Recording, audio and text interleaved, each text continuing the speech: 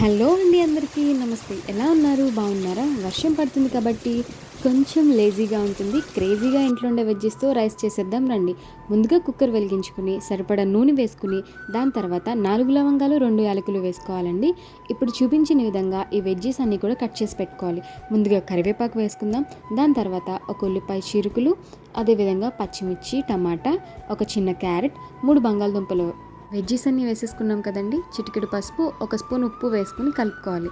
కలుపుకున్న తర్వాత ఒక స్పూన్ ధనియాల పొడి, ఒక స్పూన్ కారం, ఒక స్పూన్ గరం మసాలా పొడి వేసుకుని కలుపుకోవాలి. ఇప్పుడు మనం ఎంతైతే రైస్ నానబెట్టుకున్నామో దానికి సరిపడా వాటర్ అయితే వేసేసుకోవాలండి. ఉప్పు చూసుకుని సరిపడా ఉప్పు వేసుకోండి.